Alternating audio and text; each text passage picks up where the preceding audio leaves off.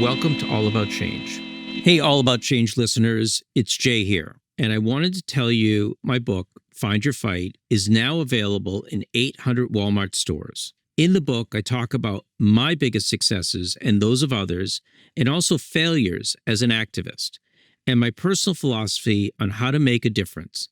It's the perfect gift for friends and family who care about making a positive change in our society. Few things bring me joy and hope quite like young people who are already involved in making the world a better place.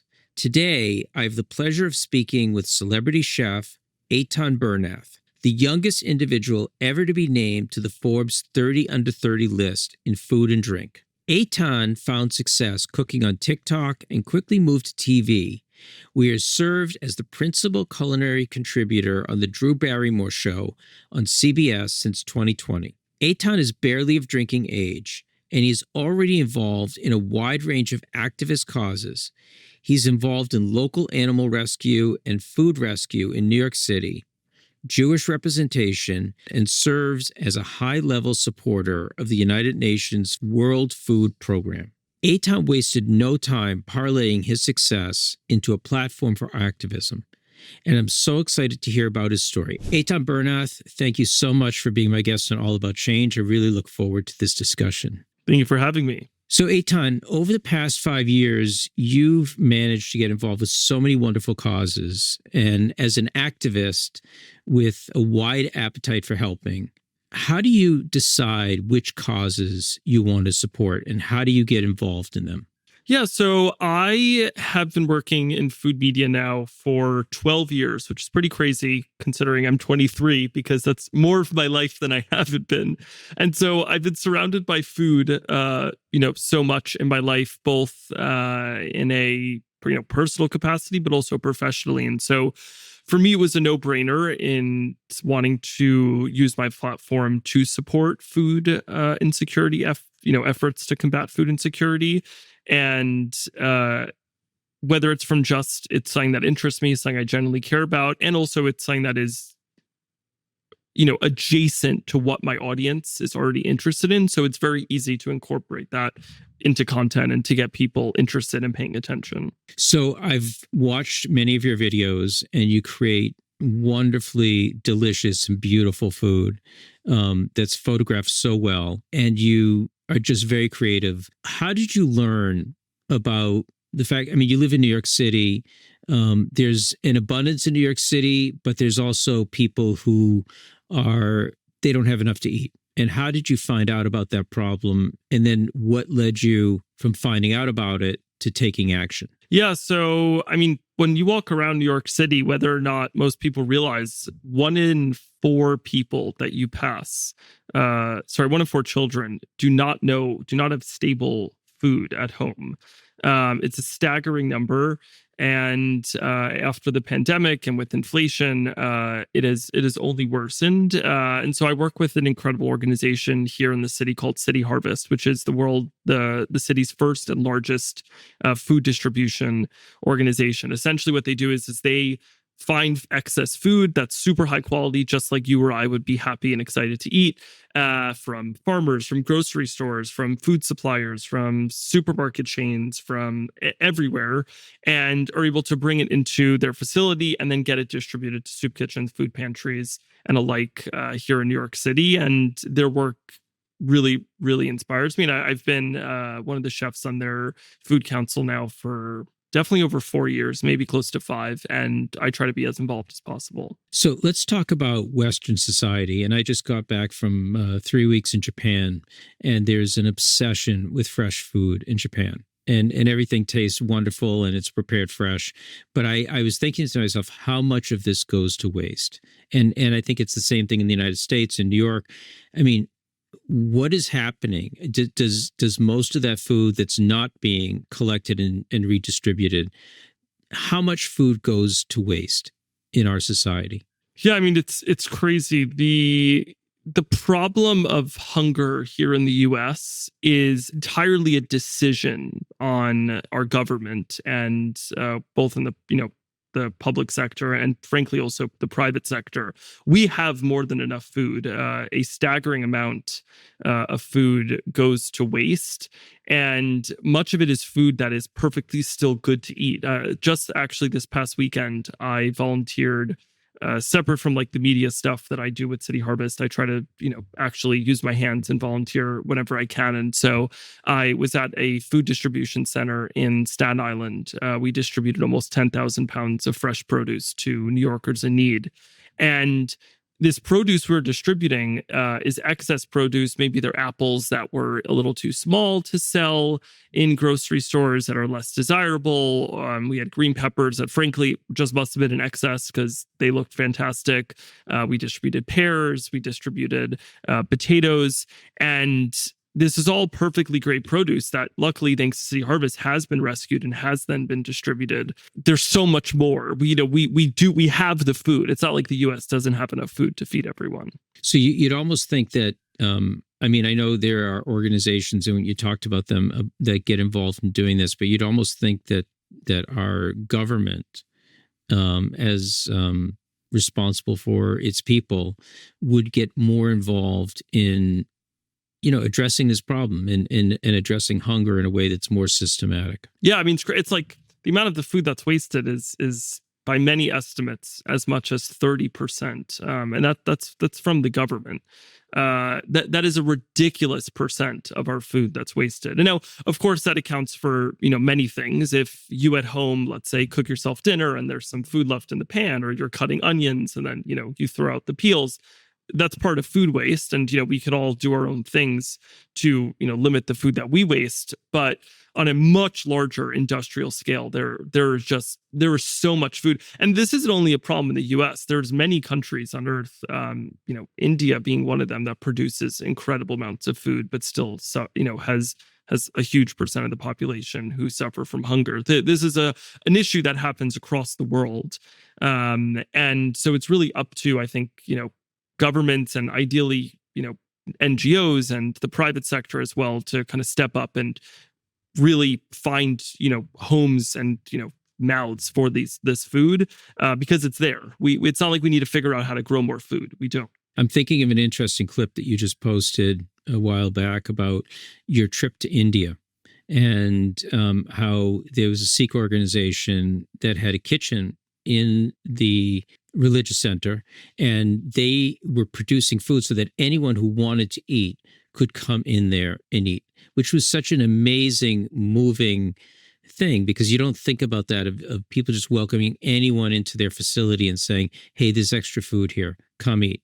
What was that experience like for you? It was incredible. So I was in a Sikh Gurdwara, and Gurdwara is the word they used to call their house of worship. And there's an incredible kind of part of their tradition called Lengar.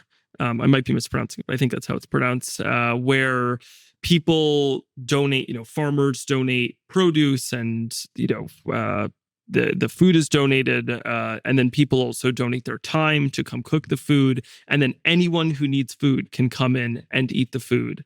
And I think what was so incredible about it is it truly is anyone. You don't need to be a Sikh. You don't need to be someone who's coming there to worship. Just if you're hungry, literally every single day you could go there. And it's all about, everyone being treated equally. You all sit on the floor, you're given the banana leaf, and the food's put in front of you. There's no hierarchy. There's no one who is, someone who's worshiping there is treated any differently than any person that walks in. And this is something that's not just done in India. This is done, from, as far as I know, across the world in Sikh Gurdwaras. And it just was such a striking, beautiful tradition. Not even tradition, but something that's, actively done, that they, really, it's one thing to, say, I believe we need to do our part to feed the hungry, but this actual every single day in and out execution of that is really impressive and really beautiful. There is something beautiful about that, because instead of like, in our country, we're like, okay, well, if you want to eat, there's a soup kitchen and you can go and, there's food there in some cases. But this is, actively going out and saying, you're welcome into our house of worship. We're actively going out and providing food for you. Do you think something like that could work? here in the United States? I think on a national scale, I do know there are in the U.S., because especially, a lot of members of the Sikh community in the U.S. had responded and messaged me when I had posted that. In the U.S., there definitely are Gurdwara that do that. And maybe so if the Sikh community opens one up everywhere, that would be amazing. But I think in a practical sense, I think it really can show the power of, volunteer work, and because it's not just a financial thing. People show up, and what the person who was giving us a tour of the place really spoke about is a lot of the people volunteering. There were women, and men everywhere cutting vegetables. Me and my family joined them in one of the rooms where you're rolling out roti, the flatbread. Many of the people who are volunteering there also come there to eat regularly and need to do so.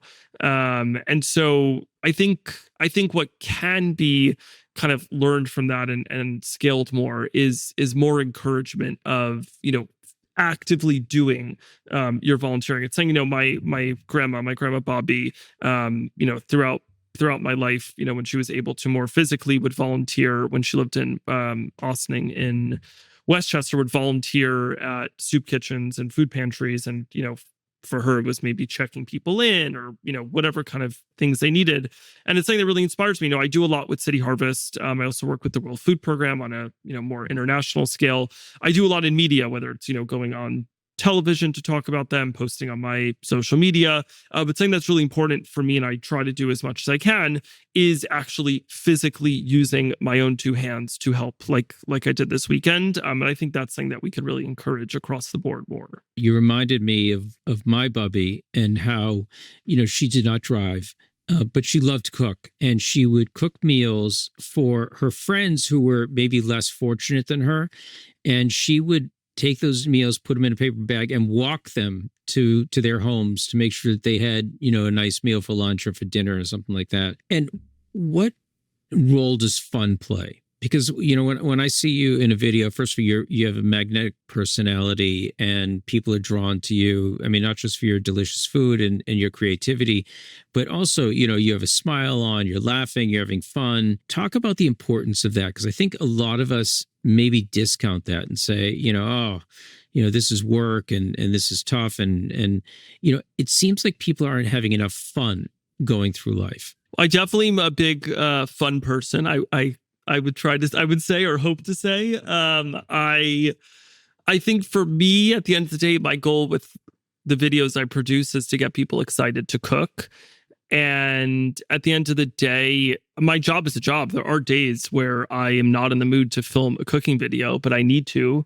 And, maybe I'm, a little less excited in my heart than my face is projecting, which is not frequently, but, I'm a human, and there's, at the end of the day, my, me posting videos is my business. But I think there's a balance, especially working, in the field that is my passion of, it's my passion, but then at the same time it's a business. And so I'm really in a kind of a unique situation where I get to really have this creative control and have a lot of fun with what I'm doing. Even talking about food insecurity, I think something that I really make an effort is I'm not going to be posting videos, guilting, oh, this many people are hungry, you should donate money, blah, blah, blah, in like a sad way. I try to approach things even from that sense, from, this problem exists and here's what we can do about it. And whether it's just showing me volunteering or, highlighting City Harvest work, I think that for me, I know how I speak with my audience and the relationship I have with them. And so even when I'm speaking about, philanthropic work or volunteering work, obviously, if you need to stand outside in Staten Island and hand 500 New Yorkers produce for free that they can't afford, that's a tragic, upsetting thing. But that doesn't mean that's how you need to present it. You could talk about it because here's the thing, I had a good time doing it. People had great attitudes. The people I was volunteering with, we had fun, just, kind of schmoozing while doing so, wishing everyone who came in, oh, good morning, how are you? There were some adults brought their children with them, saying hi to the kids. Like, it's of course a upsetting thing that this need is out there, but being active and doing it doesn't need to be upsetting. I was not upset at any time when I was volunteering. I was having a nice time. It was fun to get to meet 500 people, ask them how their day is, smile, they smile back. And I think that's what I try to highlight. And I think you truly love the human interaction, which is really important. Yes, I would say I'm a big extrovert. Do you ever find yourself as a mentor in talking to other influencers and trying to encourage them to give back more? There's a lot of great opportunities to support organizations and causes that are important to you in your heart through your work that also can end up being quite reciprocal. And I think that's something I always try to tell a lot of friends of mine who do this is through my work with City Harvest, the reason I'm passionate about City Harvest or the World Food Program or any of these organizations I support is because it's something I care about and I believe in their work. And there's many incredible organizations, and City Harvest is one of them. When they partner with, media figures, also have really cool opportunities they could bring you. I'll give you an example. I think this is about 2 years ago, in honor of an event that City Harvest was doing. I got to light up the Empire State Building that night, which was super cool. It was an incredible media moment. Whether it's been that or I've gone to meet incredible other chefs that work with City Harvest, I have materially from a brand sense have benefited immensely from my partnership with City Harvest. It's not the base reason why I work with them and support the work at all, but something I tell people a lot is a lot of organizations are eager for your support, and if you find one that really resonates with you and you're passionate about, oftentimes, if what they're doing is really cool, they have cool opportunities to bring you as well. And so it's really a 360 type of relationship. And it's something that I try to tell people is, everyone has limited bandwidths. You can only do so much in a day.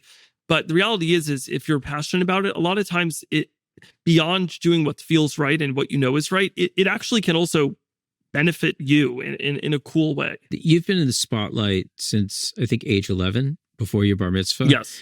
Yes. And, I loved, on Chopped and your 11-year-old Eitan with the kippah. And I'm just wondering, how much has your Jewish identity changed as you've gotten older and moved along your journey? And how has your Jewish identity shaped your journey? Yeah, so when I competed on Chopped when I was 11 and started, an Instagram page and started creating content online, I would say probably 90%, if not more, of who was supporting me and excited about me was the Jewish community. I grew up in Teaneck, New Jersey, and, in a very strong, supportive Jewish community. The first media pieces written about me were in the local Jewish papers. Nowadays, 12 years later, the overwhelming majority of my following, I would guess probably 95%, if not 99% of my audience, just like because of the population of the world, is not Jewish. I still have a super strong, very loud, very supportive Jewish following.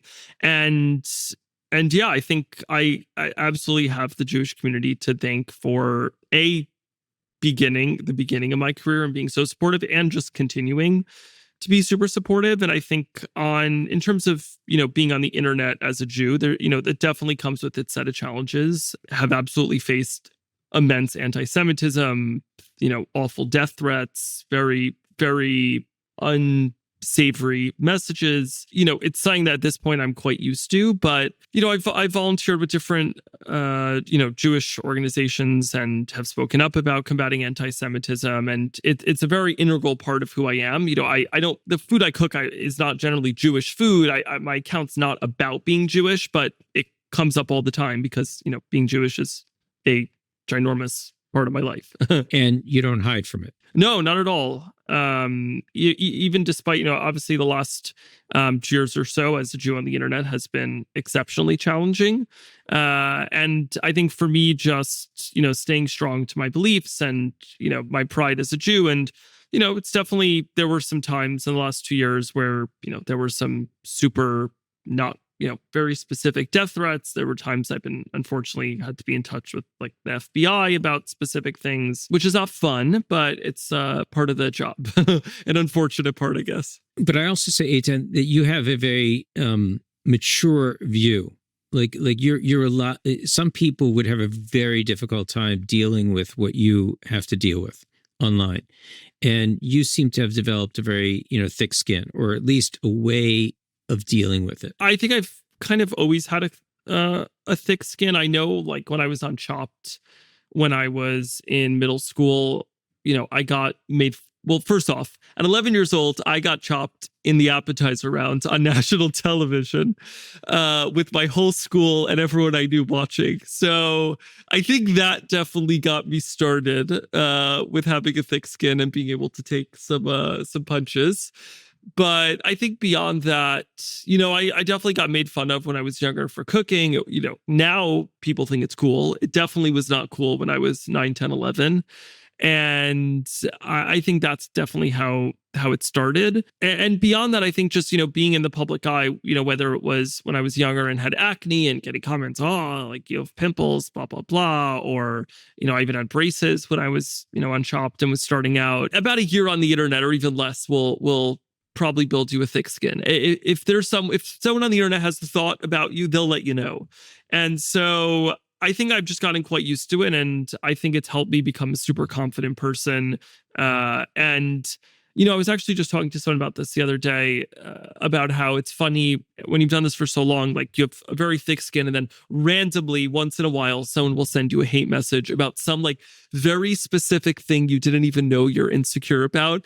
And then it hits you like, oh my God, are they right? But I would say in general, specifically with anti-Semitism, I mean, obviously someone telling me, I hope all Jews die, doesn't upset me. It's upsetting that people feel that way, but nothing I did to deserve that other than be born into, the religion and, heritage I was born in, choosing to be proud of it. And, beyond that, I think anti-Semitism is, has so many forms, whether it's, I sometimes get messages that, Jews aren't the real Jews, and that, whether it's like a black Hebrew Israelite telling you that, Jews are not actual Jews and they're the actual Jews and that we're imposters, or, whether it's people, anti-Semitism or, blaming Jews for the actions of the Israeli government. There's so many forms of it. And it's unfortunately saying that, there's new forms being figured out and invented. It feels like every day. Well, I think that being famous is not always easy, and it's not always like natural. So I'm wondering, like, how important a role does your family and your close network of friends play in giving you that stability that allows you to do something that puts you in a very vulnerable situation? Yeah, I mean, I think, a lot of times when people, like, sometimes if I meet, kids or teens, and like they're like, oh, when I grow up, like I want to, be a social media influencer, I want to be famous. I think something that I've learned as, basically spending now more of my life than not in the public eye is it is absolutely not for everyone. I think I have a pretty, perfect set of self-confidence and thick skin that it works for me, but there are many, many, many, many, many, many, many, many, many challenges with it, and things that I think most people would strongly dislike. And frankly, many parts of it that I dislike. I think for me in my life, the pros of my job severely outweigh the cons. But, whether it's just opening yourself up to everyone's opinions, and it's not only that, is, I can post something and piss off someone who then, knows my parents and could say something to them about it. And so, things that I do in my actions don't only affect me, they affect people that are, maybe close friends of mine or family members. And so, for me, it makes me really value, I'm super close to my family. I live here in Manhattan. My family's in Jersey. I see them at least once or twice a week. I talk to my mom and dad every single day, my brother Yoni as well. And so it's super important for me, whether it's my family, my friends, it's important to, keep a good close-knit kind of inner circle. And yeah, and just like have people to talk to, because there's definitely very unique challenges that come with this job that are, can be hard to talk about or hard to relate to with normal, people who, not normal people, sorry, people who don't experience having millions of strangers on the internet tell you what they think about you every day. Eitan, I want to talk in my book. One of the biggest steps that I talk about as an activist that you can make is to find your fight, to really find what's important to you and to go after it. And I feel like you're just getting started. So I'm wondering, What sort of impact would you like to have in the next 5 to 10 years?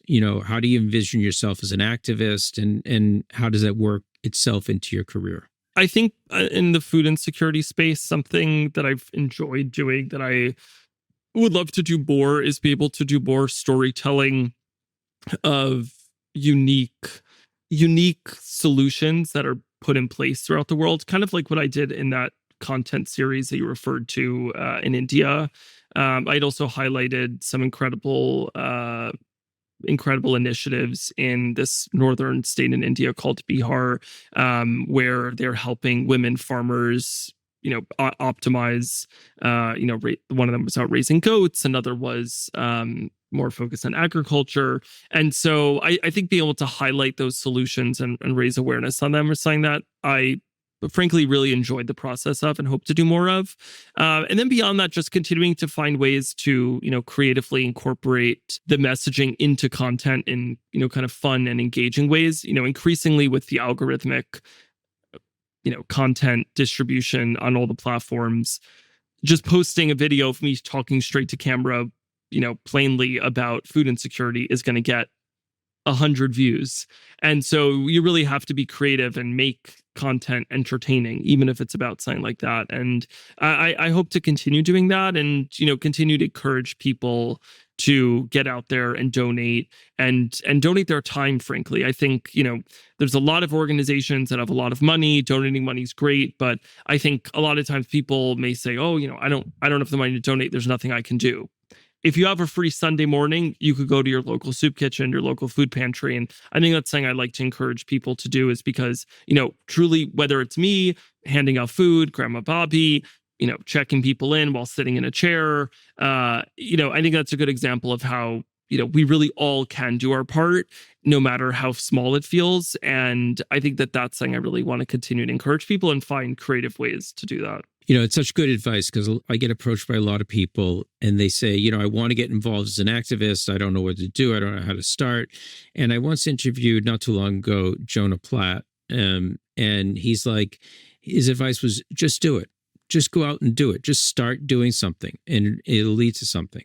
Eitan, I want to leave you with a compliment, because I know you travel all over the world. You're all over the place and you're busy and you meet people and you learn like so much. But the way you do it is so respectful of other people. And that's rare. I don't see that all the time. I see, like things as being very transactional, but I don't feel that your interactions are transactional at all. I think that you're really treating people with respect. You want to learn and you want to do it in the right way. So thank you for doing that. And I really appreciate, what you've done, both as a young person and really, having a fabulous career, but also giving back to our society and really having an impact. So Eitan Bernath, thank you so much for being my guest on All About Change. I've really enjoyed this conversation, and I wish that you will go from strength to strength. Thank you. That was very kind of you, and thank you for having me. This was a lot of fun. Thank you for being part of the All About Change community. We aim to spark ideas for personal activism, helping you find your pathway to action beyond awareness.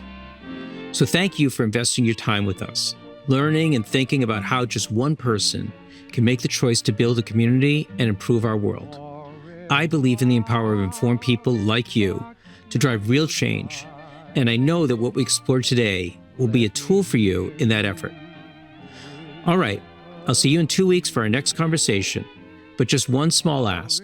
Please hit subscribe and leave us a comment below. It lets us know that you value this content and it supports our mission to widely share these perspectives. If you're looking for more inspiration, check out this next video. I chose it for you, and I know you're going to enjoy it. I'm Jay Ruderman. Let's continue working towards meaningful change together.